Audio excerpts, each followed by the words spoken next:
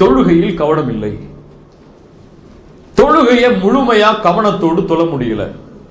எல்லாருக்கும் இருக்கா இந்த பிரச்சனை? என்னால தக்பீர் கட்டினாலே அப்பதான் இருக்கு எல்லாம் மறந்த விஷயம் எல்லாம் அங்கதான் ஞாபகம் வருது. சாவி எங்க வச்சோம், போன் எங்க வச்சோம், வீட்டுல என்ன பிரச்சனை, வீட்டுல என்ன சாப்பாடு, மனைவி என்ன சொன்னாங்க, பிள்ளைங்க என்ன பண்ணிட்டு இருக்கும், ஸ்கூல் எப்போ விடுவாங்க, ஆபீஸ்ல என்ன மீட்டிங் இருக்கு, எல்லாம் வெளியே இருக்கும்போது ஞாபகம் வராது. தக்பீர் கட்டின உடனே ஞாபகம் வருது. என்ன செய்யறது? அல்லாஹ் ரப்புல் ஆலமீன் கூறுகிறான், قد أفلح المؤمنون الذين هم في صلاتهم خاشعون.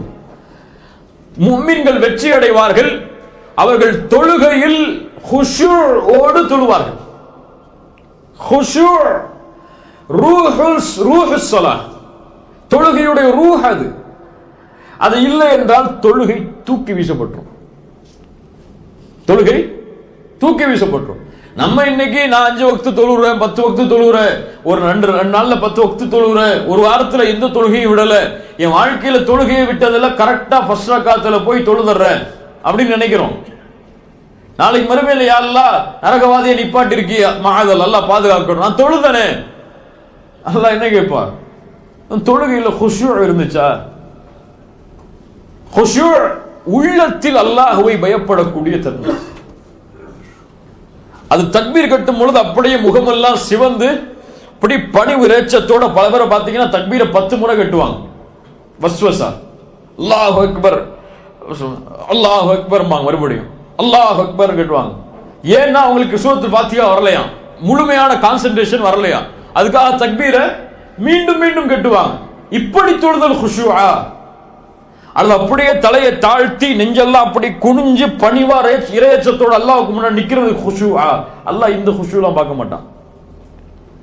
உன் முகம் எப்படி இருக்கு, உங்களுடைய வெளிப்படை எப்படி இருக்கு, எங்க பாக்குறீங்க, எப்படி பணிவா இருக்கீங்க, உங்க உடல் அமைப்புல அல்லாஹ் அதெல்லாம் பார்க்க மாட்டான். கல்வில் இந்த பணிவு இருக்கா? ரப்புக்கு முன்னால் நிற்கிறோம் என்ற எண்ணம் இருக்கா? அரசனுக்கு முன்னால் தலைகுனிய போகிறோம் என்ற உணர்வு இருக்கா? இந்த உணர்வு இருந்தால் தொழுகை முழுக்க அல்லாஹ் அங்கீகரிப்பான். இந்த உணர்வு தக்பீர் கட்டும் போது இல்ல, சலாம் கொடுக்கும் போது இல்ல, வெளியே போகும் போது இல்லைன்னு சொன்னா இந்த தொழுகை அப்படியே அவனுக்கு தூக்கி கொடுத்துருங்கன்னு அல்லாஹ். நீ யாருக்கோ தொழுது இருக்க வச்சுக்கொண்டுருவான். அல்லாஹ் ரப்புல் ஆலமீன் குஷூஓடு தொழுகையை தொழக்கூடிய பாக்கியத்தை தருவானாக. முதலில் குஷூ வருவதற்கு செய்ய வேண்டியது என்ன? குஷூ கல்பில் உள்ளது. கல்புல என்ன இருக்கோ அதான் தொழுகையில வரும். கல்புல அல்லாஹும் அல்லாஹ்வுடைய ரசூலும் மறுமையும் இருந்தா தொழுகையும் அல்லாஹ்வும் ரசூலும் மறுமையும் வரும். கல்புல ஷஹவாத்தும் சுபஹாத்தும் இருந்தா வெளிப்படையிலும் ஷஹவாத்து சுபஹாத்தா வரும். ஷஹவாத்னா என்ன? மனோ இச்சைகள், அசிங்கமான விஷயங்கள். சுபஹாத்னா ஒரு சத்தியத்தை அசத்தியமா பார்க்கிறது, அசத்தியத்தை சத்தியமா பார்க்கிறது. ஷஹவாத்திலிருந்து வெளியே வரணும்னா என்ன செய்யணும்? என்ன செய்யணும்? பாவங்கள், அசிங்கமான விஷயங்கள் வெளியே வரணும் என்ன செய்யணும்? தௌபா செய்யணும். சுபஹாத்தில் சத்தியத்தை அசத்தியமா பார்க்கிறது, ஹலால ஹராமா பார்க்கிறது, ஹராம ஹலால ஹராமா பார்க்கிறது, ஹராம ஹலாலா பார்க்கிறது. இப்படி இருந்தால் என்ன செய்யணும்? தௌபா செய்யணுமா? இவரு இல்ம கத்துக்கணும், இல்ம கத்துக்கணும். இப்ப இந்த ஷஹவாத்தும் சுபஹாத்தும் யாருடைய கல்புல இருக்கோ இவங்களால குஷூவா தொழ முடியாது. தொழுகைங்கிறது தக்வாவை உருவாக்குற ஃபேக்டரி கிடையாது.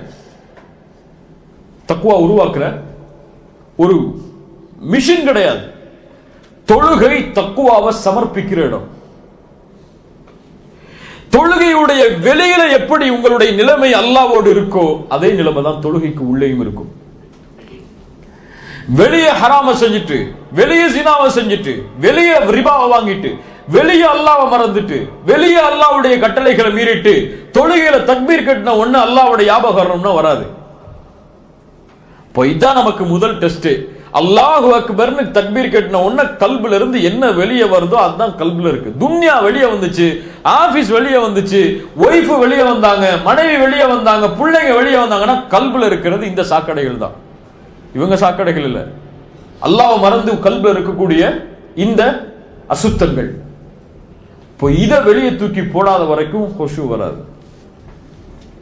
சொல்றது கிளியரா? கல்புல என்ன இருக்கோ அதான் தொழுகையில வரும். தொழுகையில உட்கார்ந்து கல்புல அமுக்க முடியாது. இப்படித்தான் நீ வரணும்னு சொல்லி முடியாது. மனிதனாவ முடியாது. அல்லாஹ் ரப்புல் ஆலமீன் பாதுகாக்கணும். இரண்டாவது, தொழுகையில நிற்பதற்கு முன்னால ஒருத்தனை பயந்து கொள்ளணும். யார் அவன்? ஹன்சம். அவன் பேர் என்ன? ஹன்சம் அல்லது ஹின்சம் அல்லது ஹுன்சம். இந்த மூணுமே அரபி லஃப்ல சொல்லலாம். ஹன்சம், இவனை பயப்படணும். யார் இவன்? அபு உஸ்மான் இப்னு அபி ஆஸ் ரலியல்லாஹு அன்ஹு அல்லாஹ்வுடைய ரசூல்ட்ட வராங்க. ரசூலுல்லாஹி ஸல்லல்லாஹு அலைஹி வஸல்லம் அவங்கள, நான் தொழுகையில தக்பீர் கட்டின உடனே எனக்கும் தொழுகைக்கும் இடையில அல்லது ஓதுறதுக்கும் தொழுகைக்கும் இடையில ஷைத்தான் வர்றான். நம்ம கேட்க வேண்டிய கேள்வி. ரசூலுல்லாஹி ஸல்லல்லாஹு அலைஹி வஸல்லம் சொன்னாங்க, தாக்க ஷைத்தான், அவன் ஒரு ஷைத்தான், யுகாலு லஹு ஹன்சம், அவன் பேர் ஹன்சம். ஜின்களுடைய வகையில இவனும் ஒரு வகை ஹன்சம். இவன் வந்தால் அல்லாஹ்விடத்தில் ஷைத்தானை விட்டு பாதுகாப்பை தேடுங்கள். அஊது பில்லாஹி மினஷ் ஷைத்தானிர் ரஜீம். அப்படியும் செல்லவில்லை என்றால் இடதுபுறம் திரும்பி கொஞ்சம் இது போன்று வஸ்குல் செய்து கொள்ளுங்கள். இடதுபுறம் திரும்பி வஸ்குல் செய்யணும் சொல்லி பக்கத்துல நிற்கிறவர் மேல செஞ்சிடக்கூடாது.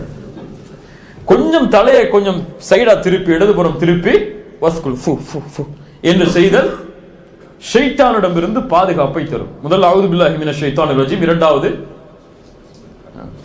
இதையும் தொழுகையில வந்து செஞ்சா மட்டும் ஆகாது. ஷைத்தானை விட்டு தன்னுடைய வாழ்க்கையில எல்லா விஷயத்திலையும் விலகி நிற்கிறவருக்கு அஊது பில்லாஹி மினஷ் ஷைத்தானிர் ரஜீம் சொன்னா ஷைத்தான் ஓடுவான். கல்பிலேயே ஷைத்தானுக்கு பங்களா கட்டி வாடகை வாங்காம தங்க வச்சிருந்தா என்னதான் வரும்? நீ விரட்டி விட்டாலும் போக மாட்டான். நம்ம விரட்டி விட்டாலும் அவன் என்ன செய்ய மாட்டான்? போக மாட்டான். இப்போ வாழ்க்கையில ஷைத்தான் இல்லைன்னா தொழுகையிலையும் ஷைத்தான் இருக்க மாட்டான். விரட்டினா ஓடிடுவான். வாழ்க்கையில நம்மளே கூட வச்சுக்கிட்டு என்னோடய இரு, பிசினஸ்ல என்னோடய இரு, வட்டியா என்னுடைய தொழில் இரு, கிரெடிட் கார்டா, என்னுடைய பர்ஸ்ல கிரெடிட் கார்டா இரு, இப்படி எல்லா விஷயத்திலும் என்னோட இருந்துங்க, தொழுகையில மட்டும் போனா போக மாட்டான். ஹன்சம் அல்லாஹ்வுடைய ரசூல் ஸல்லல்லாஹு அலைஹி வஸல்லம் பாதுகாப்பை தேட சொன்னார்கள். இன்னைக்கு என்ன? எல்லாம் நரகத்தை விட்டு பாதுகாத்து, எல்லா சொர்க்கத்தை கொடு, ஜன்னத்துல் ஃபிர்தௌஸ் சொர்க்கத்தை கொடு, ஆமீன் ஆமீன் சத்தம் போட்டு சொல்றோம். ஆனா ஜன்னத்துல் ஃபிர்தௌஸ்க்காக உழைச்சிருக்குமா ஒரு நாளைக்கு அதுன்னு தெரியாது. இப்படியே இல்லையா? அல்லாஹ் முஃமின்களுடைய தன்மையை சொல்லிட்டே வர்றான். முஃமின்கள் இறையச்சத்தோடு தொழுவார்கள், வாக்குறுதிகளை பாதுகாப்பார்கள், ஜக்காத்தை கொடுப்பார்கள், கற்பை பாதுகாப்பார்கள், அமானிதங்களை பாதுகாப்பார்கள், தொழுகையை பாதுகாப்பார்கள், வக்தை விடமாட்டார்கள். இதான் முஃமின்களுடைய தன்மை. இவர்கள் சொர்க்கத்துடைய வாரிசுதாரர்கள். இந்த சொர்க்கம் ஜன்னத்துல் ஃபிர்தௌஸ். ஜன்னத்துல் ஃபிர்தௌஸ் சொர்க்கத்தை அல்லாஹ் கொடுனா இன்னைக்கு ஆமீன் சொல்றதுக்கு பல பேர் இருக்காங்க. ஜன்னத்துல் ஃபிர்தௌஸ்க்காக இந்த தன்மையெல்லாம் செஞ்சு உழைச்சமான்னு சொன்னா கிடையாது. இப்படி இல்லையா? நமக்கு என்ன இன்னைக்கு ஆட்டோமேட்டிக்கா இன்னைக்கு மூத்தானா கூட ஜன்னத்துல் ஃபிர்தௌஸ் போயிடும்னு நம்பிட்டு இருக்கோம் நம்ம எல்லாம். இன்னைக்கு மூத்தானா சொர்க்கம் பானுக்கு இல்ல, மாஷா அல்லாஹ், அல்லாஹ் பாதுகாத்தவர்களை தவிர. ஆனா ஒவ்வொரு நாளும் தூங்கும் போது கேட்க வேண்டியது கேள்வி என்ன? இன்னைக்கு என்ன செஞ்ச நீ சொர்க்கத்தை அடைகிறதுக்கு? கரெக்டா தொழுதியா? கரெக்டா ஹுஷூவோடு தொழுதியா? ஜக்காத்து கொடுத்தோமா? அமானிதங்களை பேணணுமா? பொறுமையா இருந்தோமா? வாக்குறுதிகளை பேணணுமா? இப்படி அல்லாஹ் கூறிய சொர்க்கவாதிகளுடைய தன்மையை செயல்பட்டுட்டு மூத்தாகும் போது அல்லது தூங்கும் போது நான் சொர்க்கத்துக்கு போக போறேன் இன்ஷா அல்லாஹ்ங்கிற எண்ணம் இருந்தா சரி. நான் என்ன இருக்குன்னு நம்ம ஜன்னத்துல் ஃபிர்தௌஸ் போகணும்னு நினைச்சிட்டு இருக்கோம். அல்லாஹ் ரப்புல் ஆலமீன் ஆமிலின் அமல் செஞ்சாதான் அந்த துவா அங்கீகரிக்கப்படும். துவாவை சும்மா கேட்கறதுனால துவா அங்கீகரிக்கப்படாது. யா அல்லாஹ் நரகத்தை விட்டு பாதுகாத்திரு, நரகத்துடைய கேவலத்தை விட்டு பாதுகாத்திருன்னு சொல்லும் போது, இமாம் சொல்லும் போது ஆமீன் சொன்னா மட்டும் துவா அங்கீகரிக்கப்படாது. அந்த அமலை விட்டு நாம் விலகி இருக்கணும். மூன்றாவது, தொழுகையை கவனத்தோடு தொழுவதற்கு உள்ள வழி நிம்மதியா தொழுவது. நிம்மதியா தொழுறதுனா என்ன? பொறுமையா நிதானமா தொழுவது. தக்பீர் கட்டணுமா, நெஞ்ச நிமித்தி தலைய சுஜூதை நோக்கி தாழ்த்தி பணிவா நிற்கிறது. கொஞ்ச நேரம் குர்ஆனை ஓதி முடிச்சிட்டோமா, அழகான முறையில் கைகளை உயர்த்தி ருக்குவுக்கு போறது. ருக்கு செஞ்சிட்டோமா, அதுக்கு பிறகு பழைய நிலைமைக்கு முழுமையா வர்ற வரைக்கும் முதுக நேராக்குதல். இப்படி நிதானமா தொழுகையை தொழுதாலே கவனம் இருக்கும். இன்னைக்கு என்ன? தக்பீர் கட்டுவான், சலாம் கொடுத்துட்டு வெளியே போறதே தெரியாது. அப்படியா இல்லையா? தனியா தொழும் போது இவர் தொழுகையை பார்த்தீங்கன்னு வச்சுக்கோங்க, 1 செகண்ட் 3 செகண்ட்ல முடிஞ்சிடும். இல்ல மாஷா அல்லாஹ். இமாமா நின்னார்னு வச்சுக்க, எத்தனை நிமிஷம் சொல்லுவாரு? 10 நிமிஷம் சொல்லுவாரு. இது முனாஃபிக்குடைய தனம். இமாமாக நிற்கும் பொழுதும் சரி, தனிமையா நிற்கும் பொழுதும் சரி, தொழுகையுடைய முறை ஒண்ணுதான். நிதானமாக ரசூலுல்லாஹி ஸல்லல்லாஹு அலைஹி வஸல்லம் தொழுதாங்க. இப்ப நிதானமாக தொழுகை நிறைவேற்றினா தொழுகை கவனத்தோடு வரும். ஸல்லல்லாஹு அலைஹி வஸல்லம் சொன்னாங்க, ஒரு மனிதன் திருடக்கூடிய திருட்டில் மோசமான திருட்டு தொழுகையில் திருடுதல். எப்படி? சுஜூதை முழுமையாக செய்ய மாட்டான், ருக்குஐ முழுமையாக செய்ய மாட்டான், அவனுடைய முதுகுத்தண்டு நேராக மாறாது, நேராக குனியாது சுஜூதில். இவன் தொழுகையில் திருடுகிறான் என்று அல்லாஹ்வுடைய ரசூல் ஸல்லல்லாஹு அலைஹி வஸல்லம் சொன்னாங்க. ஒரு ரசூலுல்லாஹி ஸல்லல்லாஹு அலைஹி வஸல்லம் சஹாபி வந்தாங்க, தொழுதாங்க, நஃபிலான தொழுகை. ரசூலுல்லாஹ் சொன்னாங்க, இர்ஜி ஃபஸல்லி ஃபஇன்னக லம் துஸல்லி, திரும்பி போங்க, தொழுங்க, இன்னும் தொழலன்னாங்க. ரெண்டாவது முறை வந்தாரு, ரசூலுல்லாஹ் தொழுதுட்டார், இர்ஜி ஃபஸல்லி ஃபஇன்னக லம் துஸல்லி, தொழல, மீண்டும் தொழுங்கன்னாங்க. மூணாவது முறை, யா ரசூலுல்லாஹ் எனக்கு தொழ தெரியாது, தொழுகை கற்றுக் கொடுங்கன்னாங்க. ரசூலுல்லாஹ் சொன்னாங்க, சுஜூத் செய்யுங்க, நிதானமா சுஜூத் செய்யுங்கன்னாங்க. ருக்கு செய்யுங்க, நிதானமா ருக்கு செய்யுங்கன்னாங்க. அப்ப அந்த நிதானம் கவனத்தை ஏற்படுத்தும். நான்காவது, தொழுகையில எங்க பார்க்கிறோம்னு முதல்ல பார்க்கணும். கியாமல நின்ன உடனே முதுக நேராக்கி பார்வை எதை நோக்கி வரணும்? சுஜூதுடைய இடங்கள்ல.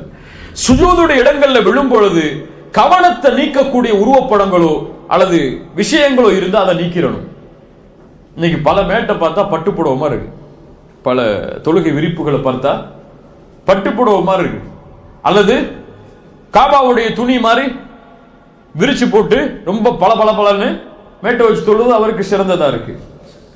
ஆனா இதுவெல்லாம் கவனத்தை திருப்பி விடும். சுஜூத் செய்யக்கூடிய இடம் கொஞ்சம் பிளேனா இருந்தா கவனம் அந்த பார்வையை நோக்கி செல்லும். இல்ல அங்க போய் ஷைத்தான் அங்கிருந்து வேற பக்கம் திருப்பிடுவா. இஷாராவுடைய நேரத்துல, அத்தஹியாத்துடைய நேரத்துல பார்வையை ஒரு பக்கம் ஒன்று சேர்த்தல். இப்படி பார்வையை ஒருமுகப்படுத்துதல் கவனத்தை தொழுகையில ஏற்படுத்தும். ஐந்தாவது, சுத்ராவோடு தொழுதல். சுத்ரா சில இமாம்கள்ட்ட வாஜிப், சில அறிஞர்கள்ட்ட வாஜிப், சில அறிஞர்கள்ட்ட ருக்குன். சுத்ரானா என்ன? முன்னாடி ஒரு தடுப்பை வச்சு தொழுதல், போனை வச்சு தொழுறது இல்ல, ஒரு உயரம் உள்ள ஒரு தடுப்பை வச்சு முன்னாடி வச்சு தொழுதல் சுத்ரா. நமக்கும் அந்த தொழுகைக்கூடிய இடைக்கும் இடையில யாரும் உள்ள நுழையாதபடி அதுக்கு பின்னாடி தான் மக்கள் இருக்கிற மாதிரி சுத்ரா வச்சு தொழுதல். இமாமுக்கு பின்னாடி நிற்கும் போது சுத்ரா தூக்கி வச்சிடக்கூடாது, இமாம் தான் நமக்கு சுத்ரா. தனியா தொழும் போது, பள்ளியில நடுப்பள்ளியில தொழும் போது ஒண்ணுமே இல்லாம தொழக்கூடாது. சில அறிஞர்களிடத்துல அந்த தொழுகை ஏற்றுக்கொள்ளப்படாதுன்னு சொல்லக்கூடிய அறிஞர்கள் இருக்கிறாங்க. ஆனா சுத்ராவை கவனத்தோடு முன்னாடி வைத்தல். சுத்ரா இல்லாம ஒரு இமாம் தொழுதா கூட ஒரு சேரை கொண்டு வந்து முன்னாடி வச்சுட்டு போயிடணும். இது ரசூலுல்லாஹி ஸல்லல்லாஹு அலைஹி வஸல்லம் உடைய சுன்னா.